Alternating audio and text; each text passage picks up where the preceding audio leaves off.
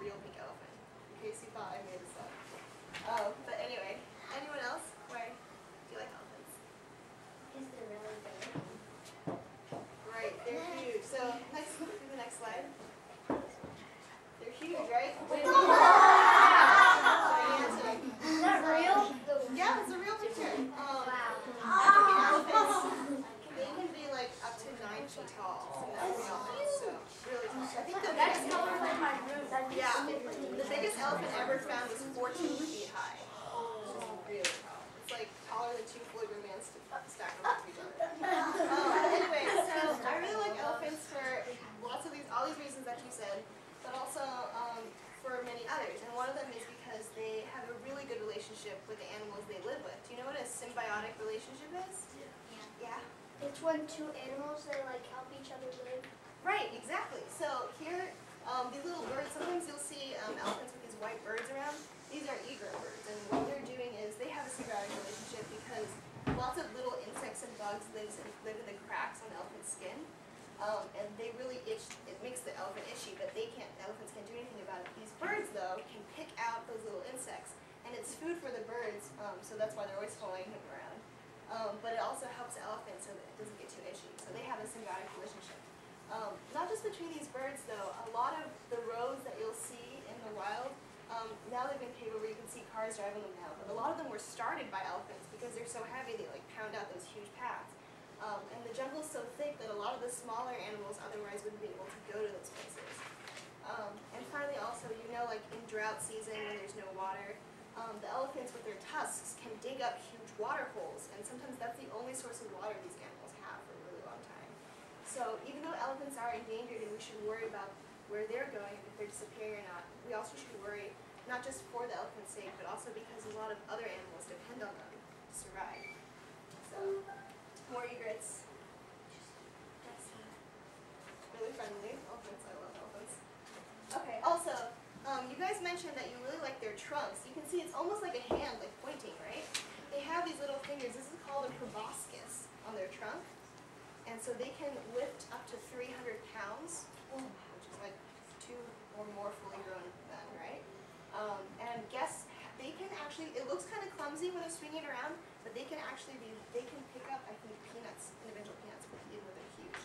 And guess how many muscles are in one of these trunks? What do you think? Well, more than 12. What do you think? 40. More than 40. 5 million. Less than 5 million. 240. More than 240. Yeah. 1,000. More than 1,000. It's 100,000 muscles in this trunk. So they can be very specific about what they're picking up. They're not just, even though they're gigantic, they can be very delicate about what they're doing. So, next. See here, he's rubbing his eye, getting some eye wax out. They use their trunks a lot like we use hands. Here, rolls a watermelon under to squash it before they eat it. And they act a lot like the way our families act. They're very close with their babies. The babies stick around. How many of you think that your mom runs your house? Like your mom's in charge of everything? To ask her permission. Yeah? Elephant families are exactly the same way. It's called a matriarchal society, so their moms are in charge of what all their kids do. And have you guys ever had babysitters? Yeah. Yeah? Elephants have babysitters too. So when calves are just born, a lot of times the mother, because they worry, you know, moms worry all the time, they ask their friends, like or their sisters, to help them watch the babies, and those are called allo mothers. And so they sort of babysit, so the mom can sort of recover after having carried the elephant around. Do you know how long an elephant baby stays in the mom's womb? What do you think? A year. More than a year. 2. 2 years, exactly. It's about 22 months. 2 years. It's really long, so longer than we're there. So it's really hard for the mom to take care of the baby around for that long, so they're really tired after, and they need a lot of babysitters around. So the babies usually stay near the mom. Next slide. And you'll see them holding onto their tails. This isn't just like in movies when they draw elephants, they really do that, and a lot of it's, so of course the babies don't get lost, but when they're like crossing big streams and there's like a lot of strong current, a lot of times they don't want the babies to get washed away or to fall down, so the babies will hold on to the trunks as they're crossing the river. Oh, it's like a parent. It's like when a parent holds the child's parking lot or something. So they're really similar. But do you know why elephants are endangered? What do you think? Yeah. Like me? Yeah, you. Sorry. Okay.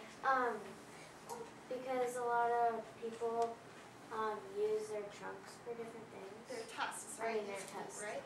Is that what you're going to say? Yeah, they're tusks. So you can see these are really tall. They can be up to 7 feet long. Depending on the Asian elephants, theirs are a little short. Those are 3 or 4 feet long. But so they use the tusks to make ivory. Those are the big teeth that elephants have, right?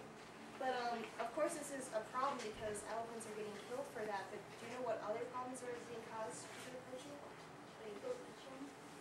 People don't eat the elephants, but because they're going after the ones with the big tusks, who do you think are the ones with the big tusks? Wait. Dad. Yeah, the big dads, right? So even though the moms are in charge of the sort of the family and what they do, when the boy elephants are growing up, they sometimes get kind of rowdy and they want to play around, and the dads are the ones that are like, no, you have to like behave yourself. So when it's, my dad did that to me, I don't know about you guys, but so when the dads get hunted, there's no one to tell these elephants to stop like damaging things, and sometimes when those elephants grow up, they just go crazy. They'll go to like villages and they'll like smash down houses and they'll like tear up all the crops, and what happens is the people living in these villages get really upset. So what they do is then they go out and they have huge hunting parties and kill all the elephants.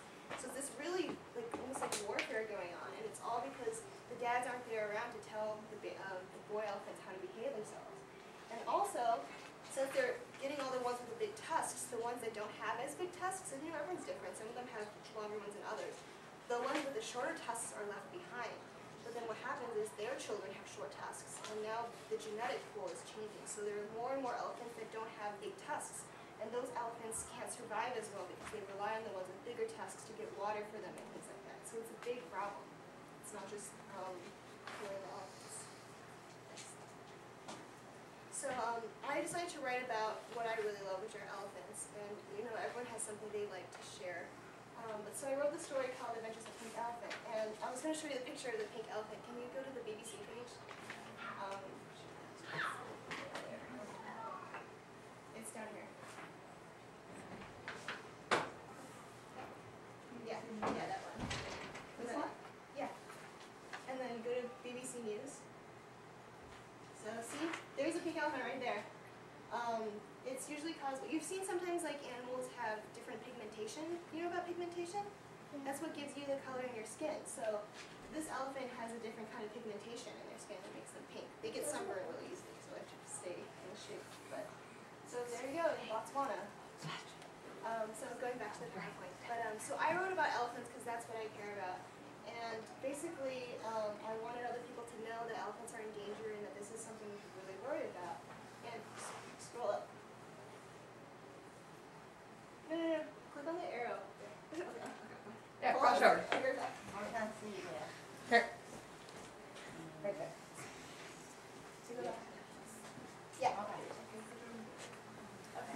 So these are the main people in my story. Obviously, there's a pink elephant in the back, and they're basically. I also really like spending time with my friends, so that's what I wrote into the story. These friends are really close. This is Mandy, Peter, Marianne, and Christy, and this guy comes in the second volume. He's called Twonky Twonky. He's not from this planet, so he has a little trouble doing math. Math is not my favorite subject, so I wrote someone like that too. Anyone like that? Who doesn't like math as much? Yeah. He doesn't like math, but he's really good at music, so he can sing. And next page. Oh, Dear Dollar Bridge. He can sing rocks into different shapes. So he can make like a huge castle or like a fortress, or he can just make like a little nice place for him to live. Does anyone know what this building looks like? Yeah?